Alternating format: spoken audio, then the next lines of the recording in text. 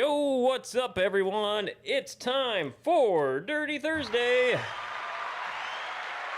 I'm Dale Coulis, filling in for John Roberts this week. He is on vacation. We wish him nothing but safe and fun travels as he's down south this time of the year. Though it seems like he brought winter with him because if you've seen the clips going around online, they are experiencing all kinds of storms and mini blizzards down there. So they postponed a New Orleans Pelicans game because they got a foot of snow. It's like we haven't even had a foot here yet. So. Yeah.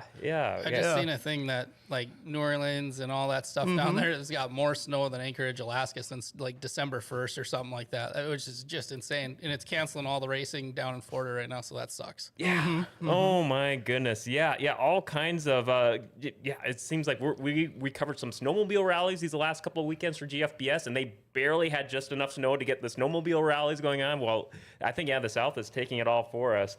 But you got a little sneak peek there.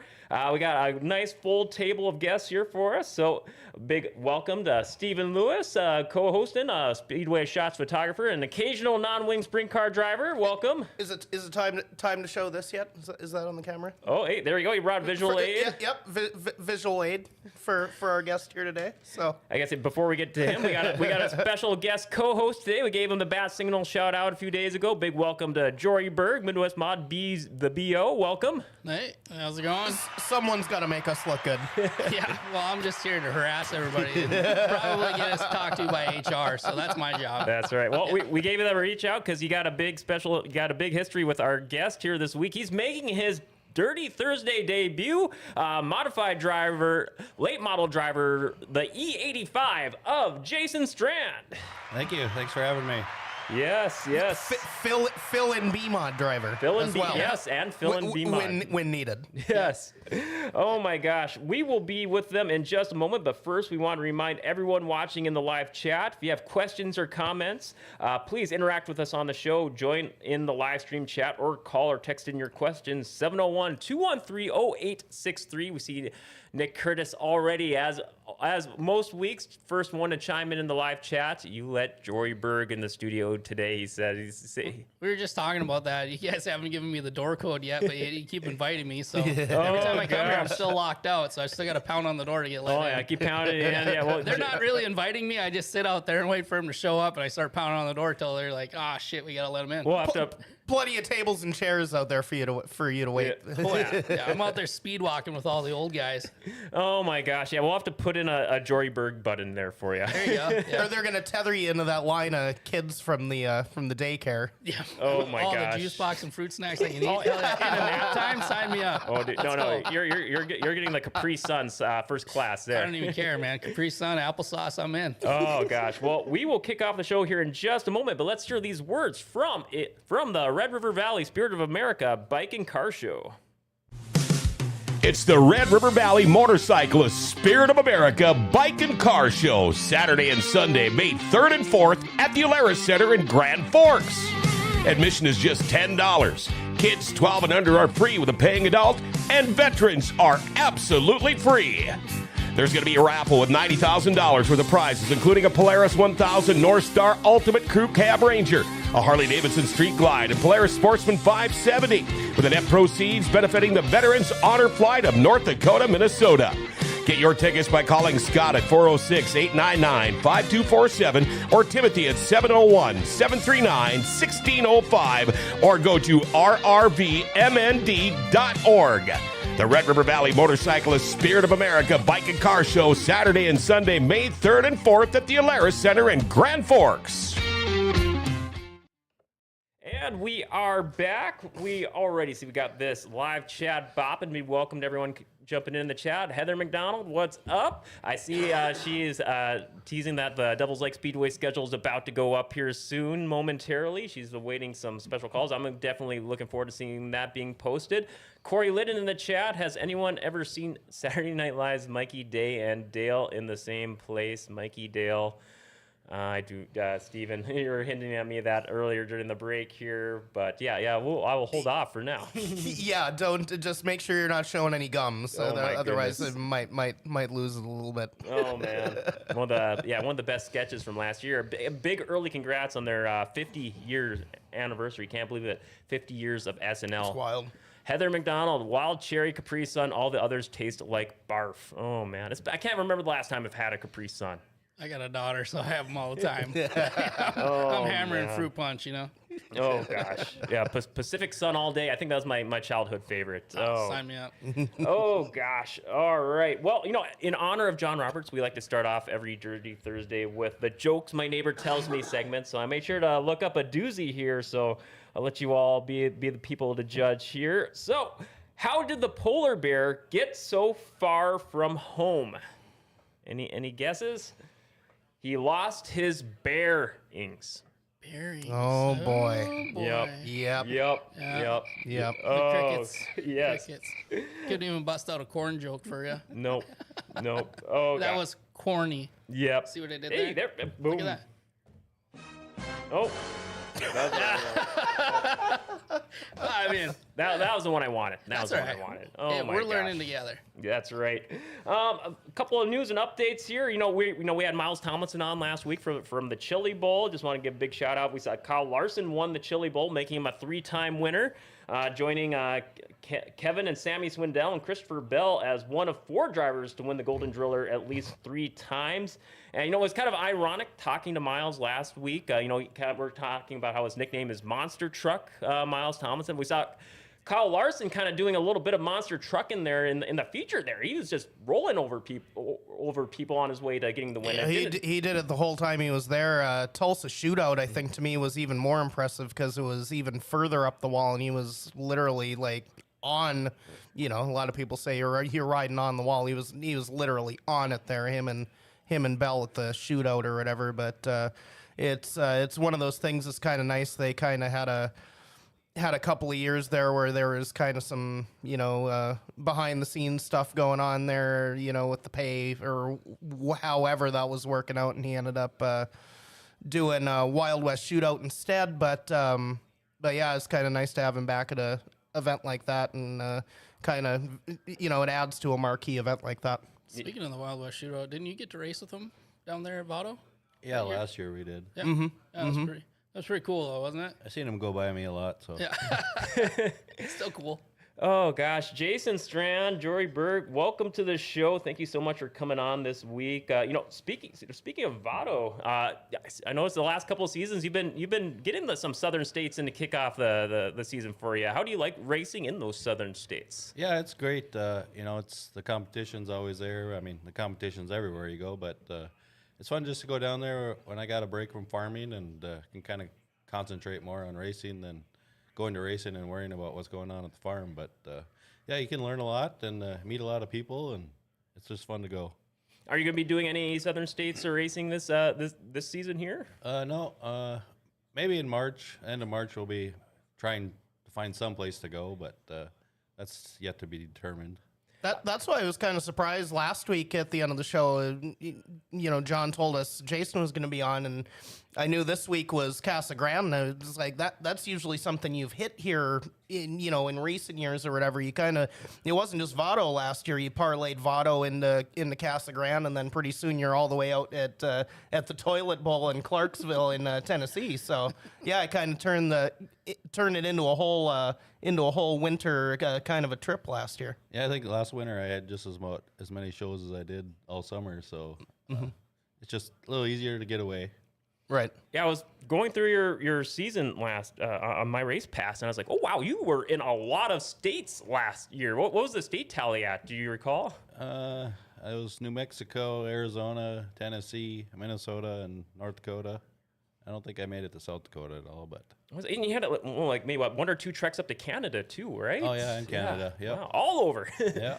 That'd have been quite the amount of miles. Yeah, we went to Tennessee, and I was hoping to get 4 nights in there, but we only ended up getting 1, and the other 3 ended up raining out and getting canceled. So it was a long drive to go for 1 night, but it was fun. I got to meet a lot of people there, and it was good. Now, Jason, kind of whenever a driver's on the first time on Dirty Thursday, we feel a little remiss. We're talking to Jory a little bit before the show, before you walked in. And we're like, wow, how many years have you been racing and you haven't been on the show? And it must have just slipped through the cracks. But we always like to do a little bit of driver background just to get to know you a little bit. Before we jump into more of the racing stuff here, why don't you just tell us a little bit about yourself? You live in Portland. Is that where you're? How long have you been residing there for about? That's where I grew up. I've been there my whole life. I live on me and my wife and the family, we live on the home farm, and that's where I've been my whole life. I always have nothing but the utmost respect for small town rural lifestyle. I spent several summers out on a farm. It gives me a whole new meaning and respect for the solitude out there and just that farm life. What do you like the most about that type of lifestyle? Being your own boss is always fun, but it's stressful too at the same time. But I grew up doing it. That's all I know. If I'm not working, I'm working on race cars or spending time with the family, and it's a busy time, but it's good. Now, speaking of family, you got a few little ones running around. I know we're gonna be talking about them a little later on in the show here too. But how many kids do you have? I have 3. I got a 11, a 10, and a 5-year-old. So they're busy, and my wife. So potential next generation of racers here too. I know I'm looking forward to talking about that with you later on in the show. Yeah, last year. We got the 2 older ones on go-karts, and the younger one got to not race, but he got to drive a couple times after the races. So hopefully they want to do it, and we'll see. Yeah, why not? Yeah, let's jump into that now here. So it was for Maverick and Ginny, their debut full seasons there at Red River Kart Club. I really like the numbers they got going on there. The E58 for Ginny, and the Maverick with the E15, kind of shifting it around a little bit. And did you kind of help them come up with their numbers or a little collaboration? No, they actually came up with all by themselves, and I just, whatever they wanted to be for a number, that's what they got to pick. So how was it for their years for last season at Red River Kart Club, being part of that, being part of their crew, helping them out for the week, or were they picking your brains, or is it a big team effort? Oh no, it's really good. Just to get the whole, learning how to go for staging and what heat you're in, and the cautions and the starts. It's all really good for them to learn that at that level. And it's fun to see them get better throughout the year, and it's also fun to see that my oldest, I think he thinks it's real easy a lot of times, so he reminds me that when I suck, so I got to remind him that it's not as easy as it looks, so, and he learned that, and they both had a lot of fun, so. A lot of trials and tribulations, yeah. Just some things may not go their way one week, and all of a sudden, hey, learning lessons. Yeah, oh yeah. I see we got a couple comments in the chat. Heather McDonald saying, "You told me he was 12," and Corey, which one was that to reference to there? He was 12 that night. Yeah, he was 12 that night for practice. So. Oh. Yeah, he was 12 that night, Heather. He'll be 12.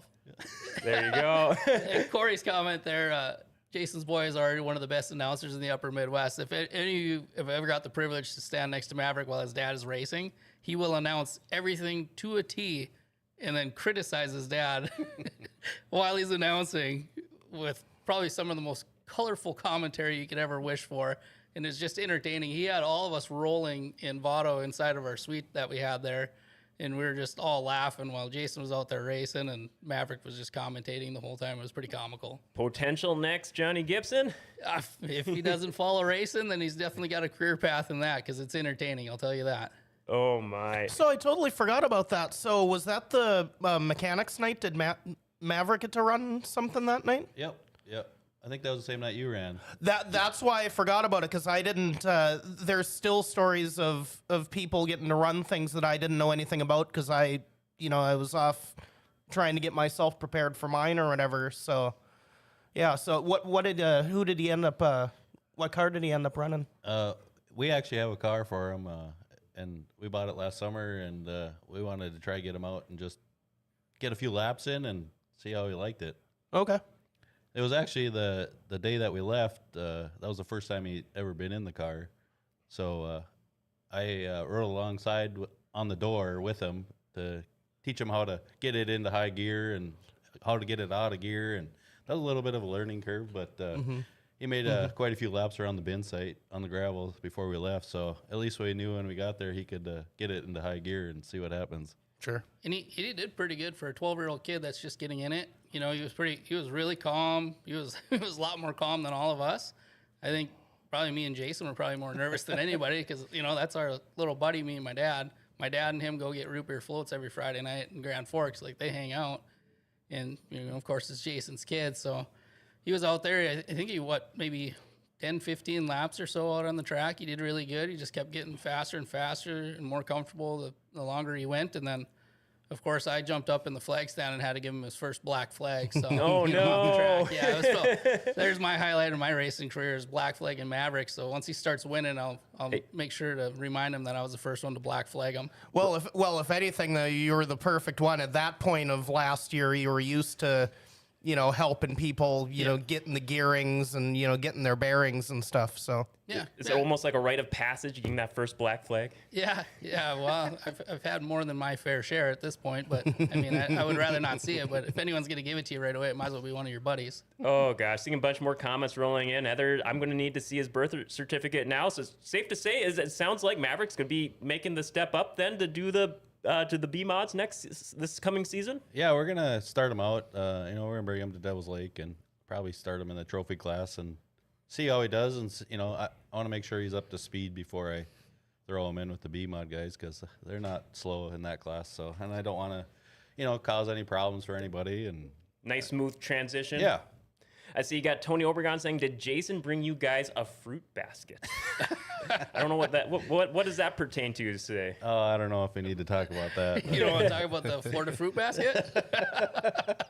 The twig and berries. I was about to say that sounds like code for something. I'm not sure. That's a good story, but I think we'll probably share that one off the record. podcast here. Fair enough. Corey Liddon, I'm already planning on Maverick replacing me down the road. I'll let him race a little bit first. So, potential new guest announcer down the line. Kaylee Breidenbach, does anyone remember what he said when he got back to the pits with his car? That kid is hilarious. Oh, man. Love the comments. Keep them rolling in. Love seeing the interaction with the chat room there. So, Jason, let's talk about you making your way into driving. So, long-time driving. We're talking a little bit before the show, trying to remember your first year driving. Now, we got Steven will have some pictures we'll be showing in the back half of the show here. Before Super Stocks, you said you had a cameo for a few times in, was it 2003? Yeah, I think it had to have been that.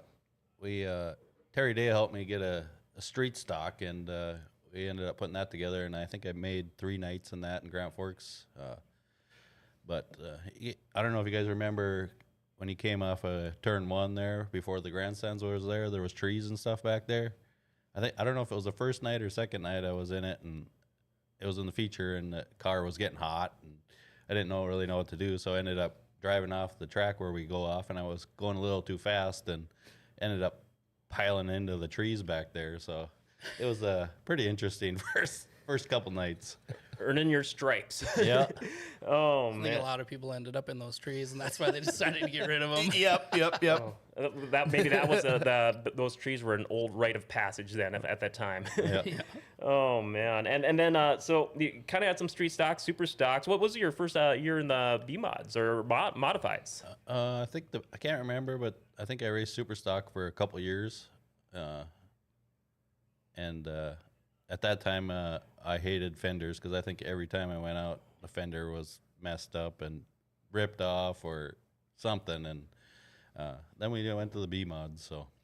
Now, Steven, you mentioned, I was talking to you last night, and you mentioned, I wanted to throw it to you. Well, saw in the pics or your first race number, Jason, was 9. But Steven, you said there's a big reason for, or Jason, if you want to elaborate for us, the big switch going over to the E85. That was a big deal for you. Yeah, what did you say that? 08? Yeah, so when you first got into the modified, it was kind of when the class was new, and the first super stock was number 9. The first couple of mods were 9, but what a lot of our viewers may not know, like E85, of course, you know why E85, but you've been E85 for almost 20 years now. Mm-hmm. Yeah, it's been a great partnership. You know, it started out with the North Dakota Corn Growers, and then it's kind of transitioned into the Corn Council. So it's been a great partnership. You know, they've helped me out a lot, and I think we've gotten a lot of advertising out for them. You know, not just here locally, but all over the country. So. Gosh, yeah, going way back. Yep. And yeah. And right there too. We'll bring that. Every time we talk about it, we'll do a quick Appreciate show of the flag. So I was trying to remember, was that before we went on the air here? You're kind of talking to us about that souvenir. When did you first get it? It was a while back. it must have been. Well, I'd have been working there, but I've been working there so long. I was working there when I was a kid too. So like you get handed the stuff when you walk into the place too, or whatever. So. Sometimes it was something like this, and they even 1 year they did like 32-ounce, like the fair style, beer gulp cups? mugs. Oh, beer mugs? I couldn't find that for today, but I did find the flag, and I brought that in. So, but yeah, they were always good about handing stuff out back in the day. Back when that was kind of a bigger deal. You don't see that a ton these days. The night sponsor giving things out as much anymore, but yeah, they used to do a fair bit of that. So. Well, we can't go wrong with some extra swag to walk home with there. A couple more comments rolling in. Kaylee saying he's super mature, very observant to what's going on. I'm pretty excited for Maverick to join the group. Kevin Pappenfuss, in 25 years of racing, my brother was the only one to black flag me. And Heather McDonald, because shit has gotten stupid expensive. Yes, that I can only imagine. Jory and Jason, you guys got to vouch for that. Oh yeah. It just never ends. Mm-hmm. Oh my gosh. So much more to go over here. No, Jory, kind of talking with you a little bit before the show here. You and Jason go way back. Do you recall the first time you two raced together? I know I probably finished second or third to him. I'm pretty sure he beat me there for a while. We spent a lot of time chasing Jason down. I think probably hanging out the first time was, I think when we met probably at the Golden Hammer there that first year is probably when we first started talking, and then just kind of, I think we came out to your place and bought some parts from you to go down to Arizona, I think.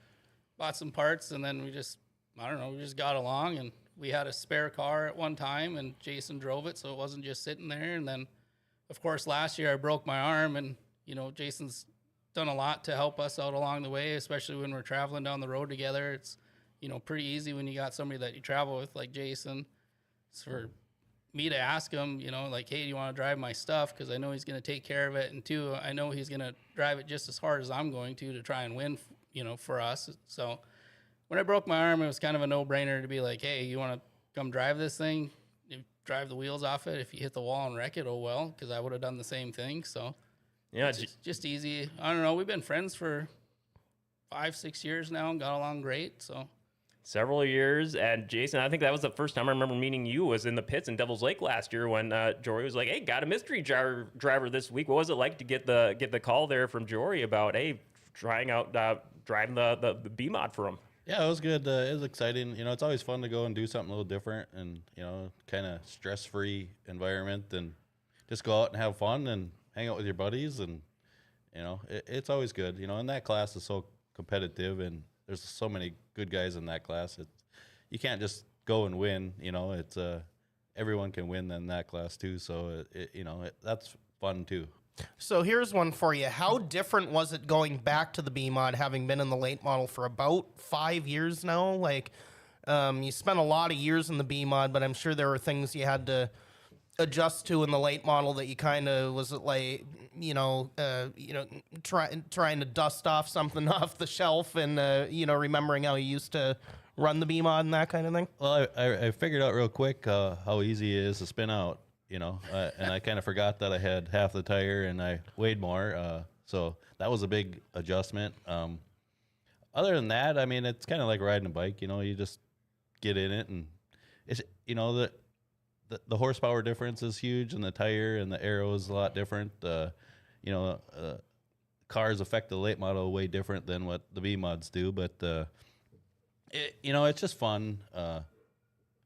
It's just a whole nother level of, like the late model, is a whole nother level of speed and acceleration and, tire grip. But the B-Mods are also, fast and it's a learning curve, but, you know, it's just like riding a bike. So like after like maybe 1 or 2 nights back into the B mod, you get all the little things down to where it's just like, okay, yep, here we go. Now we're back to it. yeah, you know, you get the feel for it, and you know, corner entry is always a little tough for me to adjust because you know, on the late model you're planted so much harder, and the right rear sticks better, but it comes around. Well, you definitely missed the corner once and tested out the brakes. So Yes, I did. We had quite the snakes and sparkler show there going into turn 1 in Devil's Lake, and my brakes were pretty well spent. So I mean, he definitely pushed my car to the limit. So it was really fun to watch. Actually, you know, we talked pretty much every time you ran it, and I probably learned more by bouncing information off of you and back to me, of us talking back and forth of things that I wouldn't have thought of driving my car, because I just get so used to it, you know. It's like, well, Jason can do that in my car. Why the hell can't I? I gotta now. This year, I'm gonna try some of the stuff that I watched Jason do and that we talked about, and then he can drive a car a lot harder than I can, just because he was used to driving so hard from a late model to this thing, and it worked. So I bet. Do you feel this year like between him being in your car and then coaching Ken all year? You know, half of it just being as the coach or, you know, the guy on the sideline.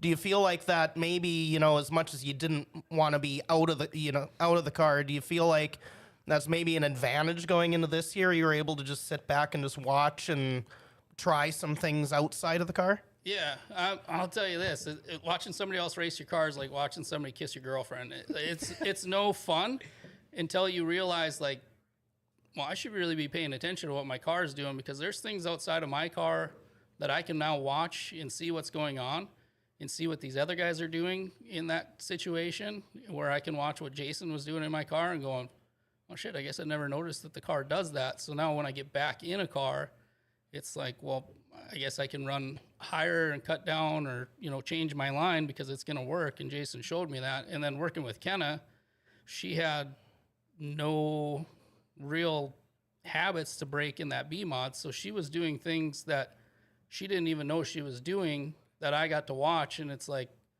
I guess I never really thought about running that line there, and it worked for her. And it's like, well, shit, what if I ran it? It's like 3 different mindsets blending together there. So I think sitting on the outside and seeing everything from a different perspective, and then actually watching the way that people were racing around, say, my car or Kenna or whatever, you kind of learn little things that I think, you know, that obviously I'm going to keep in the back of my head for next year. But we're going to just go out and have fun and try to win some races and get back to having a good time this summer. Sitting on the sidelines sucks, man. Oh gosh, how is the arm healing up, by the way? There now that you're getting more and more closer to race season. Yeah, the cold is pretty shit on it, because I mean, I got 3 plates and 17 screws in there. So when those things get cold, then your arm hurts for like 2 days until it warms back up, which is the weirdest thing ever. You'd think that it would just be fine. Past week must not have been the greatest. No, Monday, and so I ran Monday. I had a train and I ran up and I had no heat, so I had a little buddy heater sitting down on my feet, and it was just, I froze the whole way up to Roseau. It was like 6-hour run, and it was pretty brutal, and it's been sore ever since because the last 2 days have been cold. But I don't know, it gets better. I'm slowly getting some feeling back in my hands, so that's good as long as it keeps coming back. And then, I mean, grip strength is what it is. We're just gonna have to work on it and just go from there. But as far as like it working, it's just a work in progress. But I think the real testament is going to be getting back in a car and seeing how it works out. Seeing how it feels, actual live testing, and just is like your seat time is going to be like your actual therapy almost. Yeah. So like hitting tests and tunes. So we got a new car coming in for us too. And, you know, we're going to obviously need to test that. We're going to test our motor package. We're going to test some other things that we're going to try for the year. And it's like, we got nothing to lose. We sat out half the year. Now it's time to start over. Maybe we can just go and have some fun and not points race. We don't have to worry about anything other than having a good time, winning some races, and then getting this arm back to where it needs to be in a car. Oh, there you go. You'll be making that. You'll be hitting those therapy and test and tune laps before you know it. What imagine Devil's Lake will probably have their first test and tune here. Probably if it's like previous years. If it was like last year, it was April 13th last year, so we didn't get to race for another month, but we did get a practice in. So sooner the better. Track rentals and test and tunes, and then bring in, like, you know, of course the kids with us and Maverick, and like our families get along great. So my daughter takes Jason's kids and runs around with them. We don't even have to worry about them. They're just hanging out in the toter or the trailer. And I mean, 90% of the time they just come ask us if they can have a pop. That's pretty much it. Jason's pretty good fun times there behind the scenes, the pits there during the race time. Just everyone hanging out between heats and after the races. Oh yeah, it's a great time. You know, it's a great group of people to be around, and you know, we like to joke around a lot, and we pick on each other quite often. So Get up to hooligans. oh yeah, Gotta have some fun. oh yeah. I see some more comments rolling in there. I see Max giving Steven some love about some Winnipeg Jets pride. I'm sure you're still celebrating the Jets beating the former Jets last night. Yeah, it was good to get that win in Colorado, and hopefully they can keep it rolling. So. See, Nick Curtis, Jory, just think I've been in crap weather driving and delivering parts since last Friday. Oh, man. Yeah, those roads. He has to go deliver parts on days. He has to drive past the sign that says no travel advised before he goes to like Roseau and Baudette and all that. Except for him.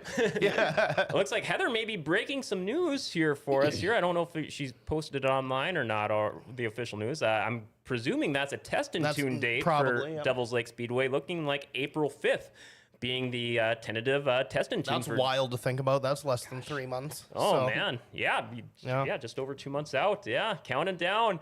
Then, Nick vouching for the crummy weather. And Ryan Cousins, hey, Jason, did you wear a suit and tie? Is that for the Wasota banquets? Or? I have no idea what he's talking about. This is while he's at home probably wearing his Canadian tuxedo, all denim up there. So that or he's wearing his little beaver pelt. If we need, we got some good pictures of Ryan Cousins. So. Oh yeah, we do. Ooh, gosh. Mr. Rob. Maybe we'll kill him. Rob in the chat here. Yeah. Jason and Jory are the coolest. Getting some vouching there for you guys. That's Mr. Rob from down in Vado, New Mexico. He just what did he win? Four of the 5 races down there. So he was killing it, and then. We kind of just were talking with him, and Jason helped him out with some tires because he's a low-budget team, and it's pretty cool. Oh, gosh. Heather following up there in the chat. Ryan is probably in his birthday suit. And, Ryan just blew him in the chat saying, with syrup. Oh, man. Well, I don't need to have lunch after this. Now, having mentally thought about that, I'm good. So, well, speaking of photos, coming up here in the back half of the show, we'll be doing some photography curation here with Jason here. So much more to come here in the back half of the show. And we'll be right back with this back half right after these words from Valvoline Instant Oil Change. Life doesn't ever seem to slow down. Everything needs to be done right now. Well, when it comes time for an oil change, stop into Valvoline Instant Oil Change. You know, most changes are done in about 15 minutes. Valvoline Instant Oil Change does more too. Tranny and coolant flushes, tire rotations, and batteries. And included in your oil change, they're going to top off your fluids, check your tires, battery, lights, wipers, and cabin air filter too. And you get discounts for fleets and the military. You know, they can text and email invoices and coupons and mention Grand Forks Best Source and get $10 off your oil change. Valvoline Instant Oil Change. They're open Monday through Saturday with no appointment needed. Pickup and delivery is also available if you live in Grand Forks. And Valvoline Instant Oil Change is now hiring. If you'd like to join their team as an assistant manager, customer service rep, or lube tech, stop in to find out more. Valvoline Instant Oil Change for a complete oil change and more. They're at 3325 South 38th Street, or call them 701-780-8462. And make sure you tell them Grand Forks Best Source sent you. All right, we are back. Welcome, everyone, to Dirty Thursday. For those just joining us, we are currently joined by co-host, Speedway Shots photographer Stephen Lewis, guest co-host, Midwest Mod BO driver Jory Berg, and today's guest is late model driver, the E85 of Jason Strand. Before we get to the pictures here, just got a couple of quick questions here. I was kind of looking over like past years here for you, Jason, and I noticed there, late model. What just kind of curious on what made you do the switch over from the modified to going over to the late model? I was back into the B mod for 2 years after the mod, and then I always said that I wanted to drive the late model before I quit, and it was a perfect timing and opportunity to get into one of Dustin's late models. So if it wasn't for him to help me out getting going, I would have never probably done it, just because seems like you got to know somebody to help you get going and point you in the right direction. So. Yep. And then you kind of parlay that into, you have one of Dustin's modifieds too. I was going to ask you that before the break or whatever. So you kind of, you ran the B mod, you ran the late model, and then you kind of ended the year, you had a little bit of a run in the A mod too. Yeah, we're going to probably try to race that a little bit more this year. We got a good piece there. So we're going to kind of pick and choose. And if I can go somewhere with Maverick with the B mod and the modified, that's what we'll do. And kind of just roll with that way. And, early spring, we're going to maybe go take the mod somewhere and try to get some laps in so we're ready to go when we come back here. Think you're going to be doing multiple nights of maybe racing multiple classes? I don't know. It's too tough for me. It takes a lot of guys to do both, and I don't think I'm good enough to concentrate both cars on the same night, so we'll see. Yeah, how interesting was your sights? Because you had, you ran both of them, right? Yeah, I was terrible in both. I don't know. It just it takes a lot, and a lot of luck goes a long ways there too. But I mean, the cars were decent. It's just I don't know what it was, but I didn't have the greatest sights this year. So We tried to get you to do triple duty too. Triple I duty. said, no way. I was about to. You were gonna bring your ringer to run the B mod too, but Yeah, I tried, and then he's like, "Can you just bring the A mod and take care of that for me? I got a lot going on." the sites is typically a race you can't make because you're usually in the field too. So it was just, it was nice to see you, in the late model, and then pretty soon, here comes Dustin's modified with an E85 on it. I'm just like, did I see that right? Like, it gets to be such a long night. I was like, did I see that right? Or, so. Yeah, we didn't really tell anybody what was going on, and we weren't really sure that we were going to bring it out, but we got it all together and ended up bringing it out. But it was fun. It was fun to get some seat time. We had a few mechanical issues so that we were fighting, but we got it all figured out now, and things about ready to go, so. Oh man, so many fun things to look forward to this season, and it looks like it's kind of Heather's saying in the chat there too. Just no snow to speak of. Get some nice weather in March, and maybe we'll be hopefully racing in early April. We'll have to stay tuned to their social media there to see the official schedule announcements there. So. But with that I think, Paul, we got throw it to producer Paul here, we got some photos. Steven, give a big shout out here. He said an awesome gallery of photos here. Just kind of do some curation here. Hope it turns out all right. This is kind of a late ad after I got done editing last night's Arizona picks. So hopefully no syrup photos. No. But Jason, I'll just take it away here. We're going back to this is the oldest one that Steven sent me that he had on file here in 2004. Yeah, that was my first super stock that we raced. I replaced a lot of parts on that thing. I know that. Saw a lot of battle scars. Oh yeah, I think I've hit every piece of concrete around the Fargo Speedway back in the day, so I knew that one well. What kind of car is that chassis? Do you remember? That was an affordable. Affordable. Okay. Yeah. it kind of looks like an old was it Carl Christian or 33? Yeah, it was he was orange and white, and that car was originally blue, but we changed it one winter and made it look orange and white. So Okay. Here we go into 2005. Very early days of the B mods. This is at Devil's Lake, one of the first 2 years of it. that was my very first B mod ever. That was an Eagle car, so that was fun to drive. 2009. Here we go. You're into the E85 now. So yeah, we missed a couple years there. Don't have anything on file for them, but yeah, here you are with the old wall at Fargo in the background. Yeah, that right there, that's an elite car. We won a lot of races in that car too. Some good shot of victory lane there in Fargo. Yeah, I think that was a B mod there too. So It was kind of looking back. I saw that victory lane. I was just like, well, he's a little bit he's got a little bit of Paul Rudd in him. He's not really aging that much, so he kind of looks the same then as he does now. Was that after the Red River Valley? They got their remodeling done there, and they reopened, or that would have been the last year of the half mile. Last I year of the believe half is mile? was 09. So okay. I see Corey Lennon in the chat saying they're already racing in Erskine and Underwood. I think that's a different type of racing. No, the ice stuff. Oh, good old Lake Cameron ice racing. Here we go, 2010. yeah, that's still the B mod there. So I really like these rotating paint schemes you got here from year to year here. What certain ways that goes into your mindset for changing it up for the paint schemes each year? We always like to change it up a little bit, but the last couple of years we haven't changed a whole lot, but maybe change some stuff up for this year.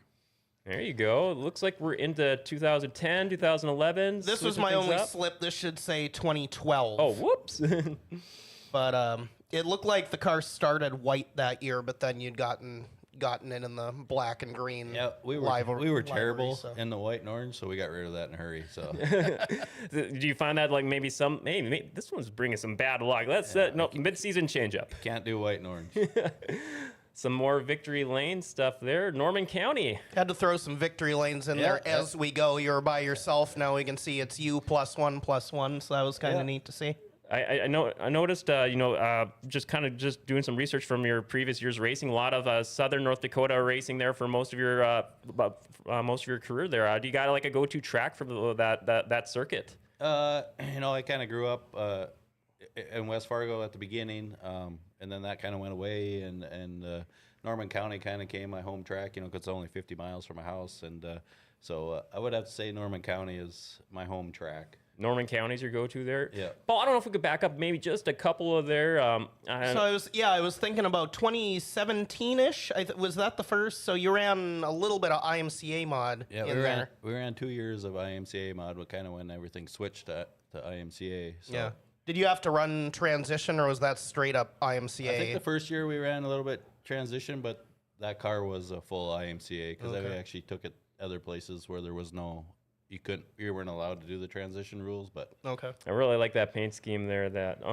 Real nice wrap. Oh man, the green, yellow, just it really pops. Do you have a certain go-to favorite year for your car for wraps, or one that you got a lot of good feedback on? Not really. I kind of like them all. Like that one there. That one's from Fat Man. He always did a great job too. So.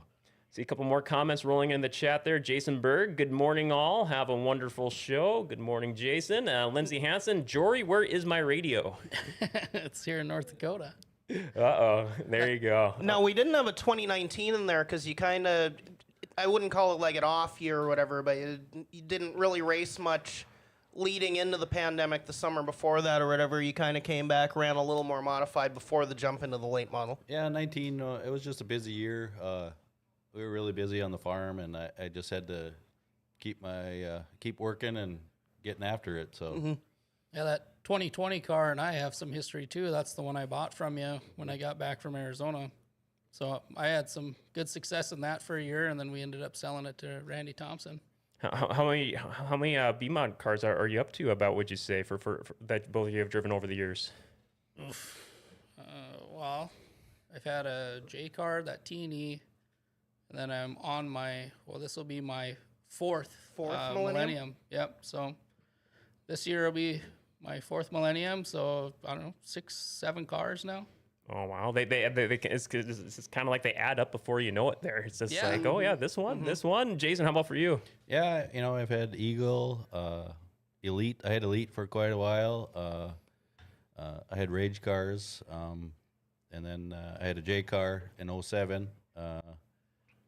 And then I had a bunch of Millenniums. So, oh wow! When we switched to the Millennium car, I found out in a big hurry why we were getting beat all the time. So, oh no! Yeah, so but just things just weren't working out, or just wanted to switch her up, or no? We just ended up switching, and Dustin always did so well, and he would kill us all the time. and finally, you just got to take the jump and join it, And boy, when we switched, I think. And I bought a first Millennium was in 15, I think, and I can't remember if that was the year that I had. That was probably my best year ever, and I can't remember if I had 10+ wins that year, So that was pretty good for me. A lot of good trips to victory lane. Paul, I don't know if you could throw up those last couple of picks again there. I don't know if we could go back to the first year you had a late model. Was it 21 maybe? Yeah, 20. That's the first late model. Yep. There. That's a Millennium car there. Get all now see the whole fam there. That was your first late model win in Ada that year. And that night when you won as well there, and then. Are you still on your original late model car, or you had a couple? No, I've had a couple. I don't have the Millennium car anymore, and now I got Rocket car and a Longhorn. So Oh, Yeah, we saw him. That was him running with Kyle Larson there. We kind of talked about that earlier, but you'd mentioned it earlier. It was just like, oh, I got passed a lot by Larson, but you did really well down there. You, I think you ended up, what was the last night you ran down there, like 9th, and you were running with Pierce and them, and then the Outlaws came here. You beat Dennis Erb, got another top 10. So you've been really consistent, not just locally, but when you're running with some of the bigger names too. yeah, it's fun to race with them guys because you think like when you race around here, you think you're going fast, and then you put in a bigger motor and find out that you weren't going so fast. So it's a really good learning experience. and we saw the kids there in the go karts there at Red River Kart Club. That's just got to be so cool seeing them in action there throughout the season. Yeah, it is. It's fun. It's something to do that we do as a family, and it's a lot of fun. And there we got the 2024. And there you are, the Outlaw show at Ada. Now, like, how cool was that? So, like, I was gonna ask you, and then it kind of just came out that Ada being basically your home track, and then having a huge show like that and getting to run in it, that was probably pretty cool. Yeah, I was probably looking forward to that race all year, because it's when you're on the road with those guys at other places, we race against them on places I don't get to race on, so it's kind of fun to have them come to your home track, and you kind of have an advantage. But those guys are so good; they catch on in the first 2 laps. Oh yeah, And there we got a picture of someone that is quicker in the BO than the guy that owns it. So Hey, he's still got more wins in it than I do. So you can tell by how sideways it is. It kind of goes back to what Jory was saying. He runs the car a lot harder. Well, you can kind of see it there. I think that one night, I think it was the second night in Devil's Lake. It was pretty hammered down, and I think the feature went green the whole way, and I think I lifted twice that whole night. And I told Jory after I got out, I'm like, man, that car was awesome, and I'm sorry, but I had to lift twice just to let the motor breathe. So I always remember Corky saying, you gotta let it breathe once in a while. So I had to burp it twice. Oh gosh, we got a lot more comments coming in. Keep them coming here. I absolutely love it.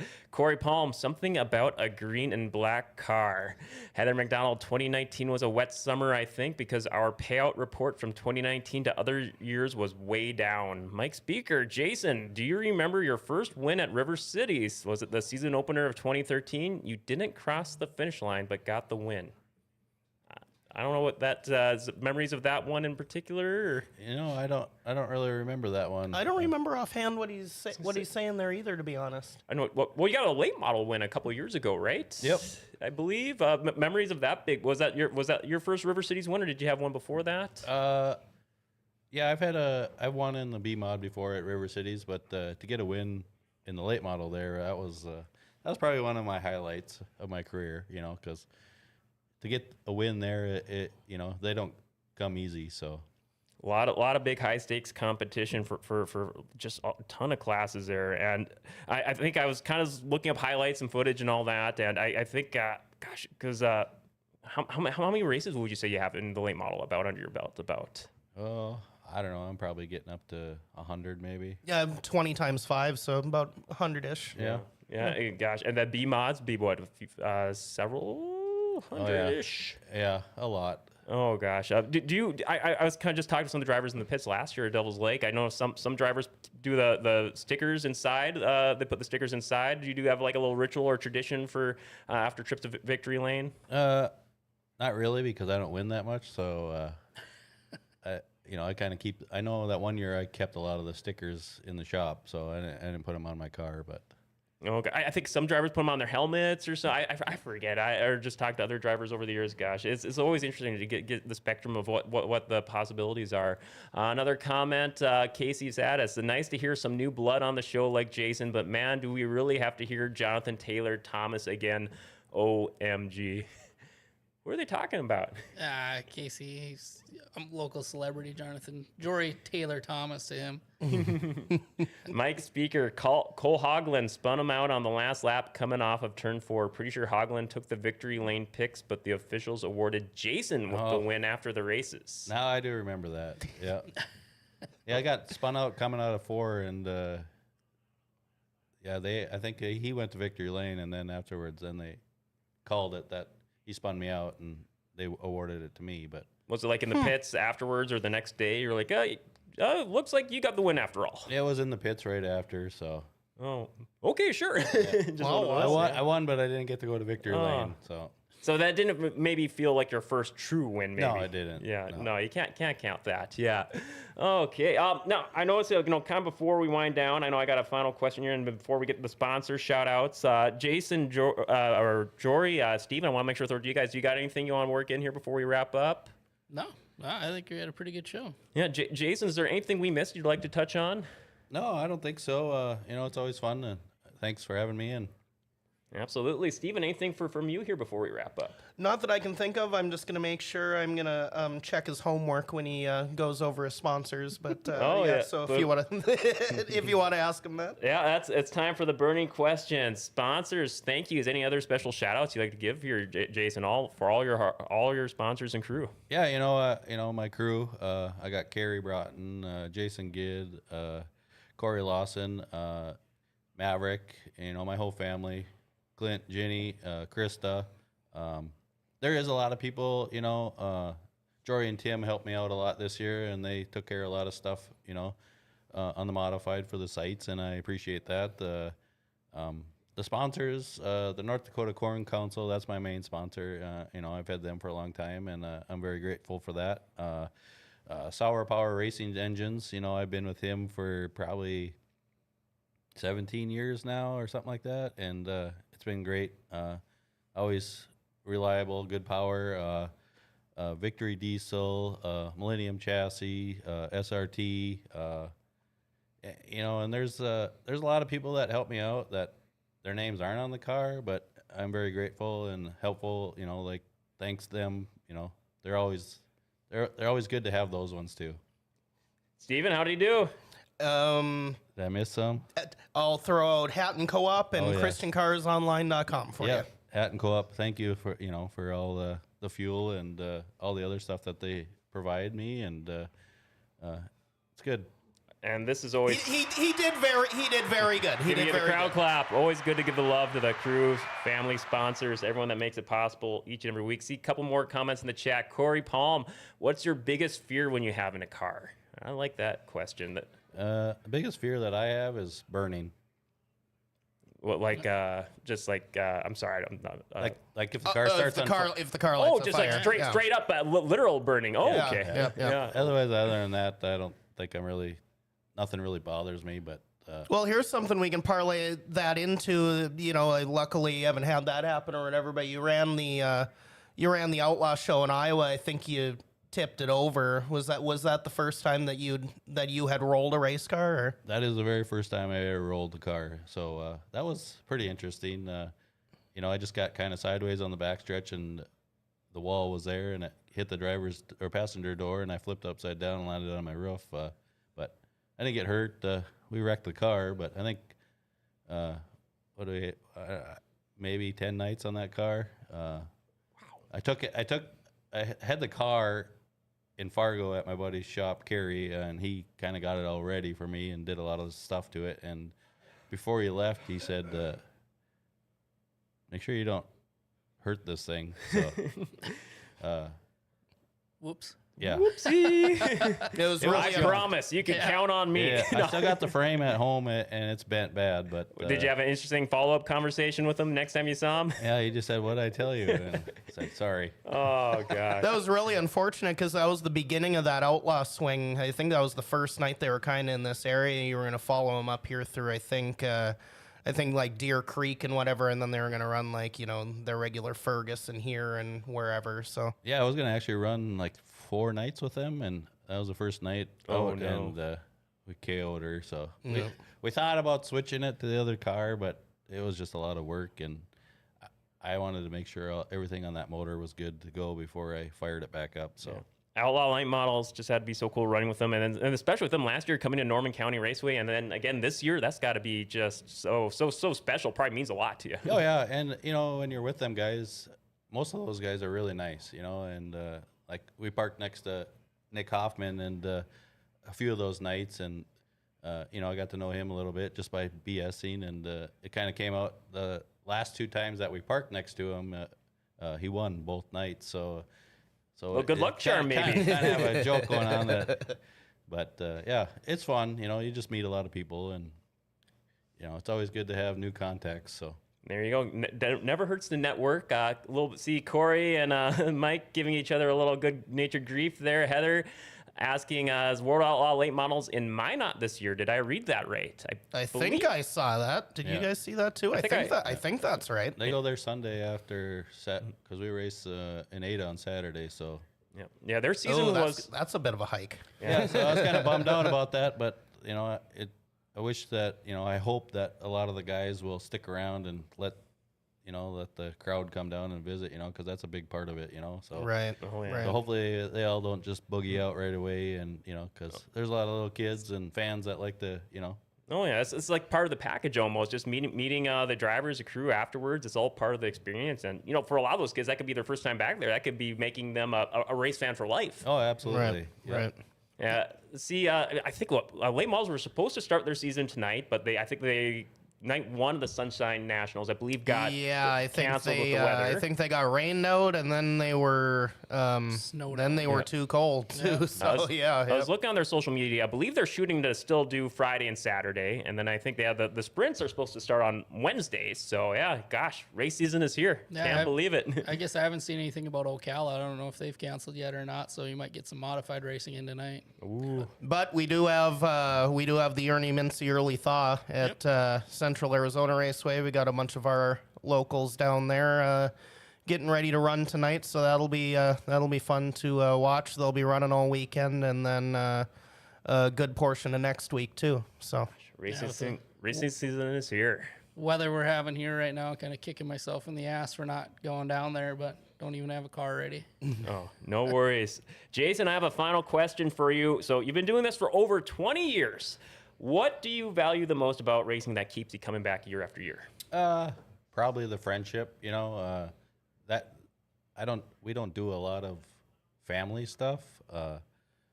I'd say that the racing family is, you spend more time with them than you do your immediate family, but that's what keeps me coming back, and the competition, and two, it's a time away for me when I'm farming. When you put the helmet on, it's a few laps of no thinking other than just driving. So, that's a big stress reliever for me too. There you go. Oh man, absolutely. It's almost therapeutic, it sounds like. Oh yeah, absolutely. Yeah.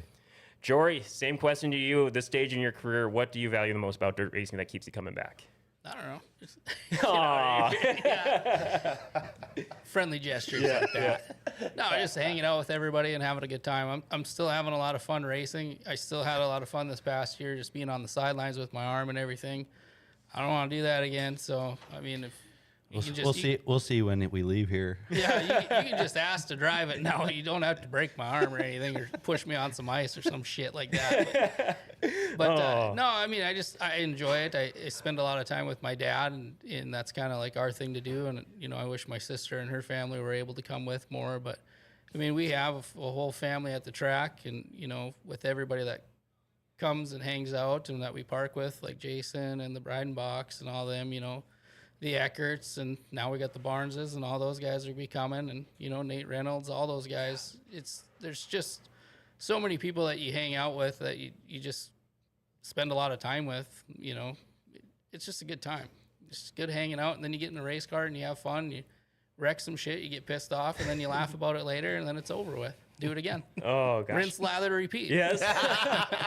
And then you just hit a good button there, just like seeing the changes in the drivers from year to year too. New drivers coming in, new blood coming in, Maverick coming in, Blaine coming in, and who knows who else coming in for 2025. Just see the changes, people come, and it's got to be a good thing to see the racing family grow and grow. Yeah, it's great to see more people getting involved, because it's really great, and there's a lot of great people, so that's fun to see.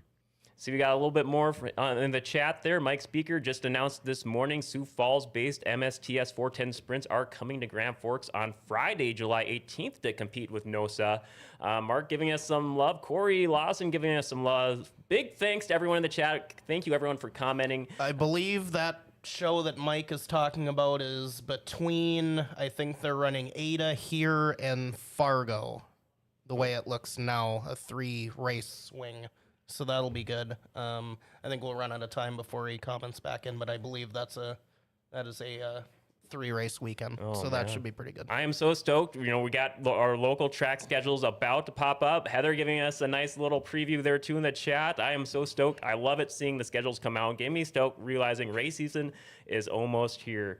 So unless if you guys got anything else, I believe we're about ready to wrap up here. For if you guys all good. Yeah, good to go. Thanks for having me. Yeah, Jason, thank you so much for coming on, man. Dirty Thursday debut. We'll make sure it'll be a lot sooner before we have you on next time. Thanks. Jory, thank you for coming in and answering the signal here to guest co-host with us. It's always a blast with you in the studio. And again, making us all look good. So I got to be getting up there on that list. You know, I think eventually that wanna make it's it. 15 or 16. So you're getting, man. you're 1 or 2 back of Amanda now. So I think, yeah. You guys yeah. put up with a lot of shit if I've been on here for 15, 16 times. If you're not going to get jumped in the parking lot to get your modified stolen, it's so you don't break any guest hosting records. Yeah, So just keep your head on a swivel when you leave here today. Just remember, I'm in the Mustache Mafia and I control that. So, I mean, don't need people wearing cement shoes here. Yeah, if you don't want to get whacked. Yeah. then just Exactly. Oh, man. Gosh. Well, Stephen Lewis, thanks as always, man. Thank you for the photos. Always great. Gosh. Thank you guys so much again. And thank you to everyone in the chat. One last comment. Kaylee Breidenbach. Time to work in suits, boys. Oh, love it. All right. With that, we will wrap up today's show. Give a quick little preview for next week's show. We're going to have the dynamic duo. NOSA Sprint Car driver Travis Randell. FKA senior medium driver Jade Embry, they will be next week's guests. Make sure to tune in a week from today at 11 a.m. live with your questions and comments. Hold on, before we continue, I gotta go. What do you mean Travis is gonna be on the show? I had to do that for him once. We'll do that a lot next week too. But All right, tune in then. Want to give a big shout out to our last sponsor of the day, Rumor Sports Bar and Casino in the Grand Cities Mall. Hey, we got playoff season here coming up here soon. NHL, NBA is going on. Catch all the latest Wild and Timberwolves fix there, or just ask Jake, BT, Scott, and the crew. They'll put on any of their many TVs of the game you're looking for. All kinds of charitable gaming options. You can bet on the horses, play bingo, one of the few places in town you can play pig wheel. All kinds of awesome lunch and dinner options there. Ask them about their $7 express lunch special. Lots of room for parties, home of their world-famous beer tower. Monday is DJ Trivia Night, and the second Tuesday of every month, they just started at the Initials game. Yes, the Power Trip sensation is now in Grand Forks. You can check it out only at Rumors, the second Tuesday at every month at Rumors. Open every day, 11 a.m. to 2 a.m. That's Rumors Sports Bar and Casino in the Grand Cities Mall. And with that, we will wrap up today's show. Give a big shout out to producer Paul in the booth. Remember to like, share, tag, subscribe, follow Grand Forks' best source on all the social media, podcasts, and streaming apps. Pound that notification bell to get the alert for whenever we go live. Hey, the Forks are stupendous. Grand Forks' best source gave them their identity back.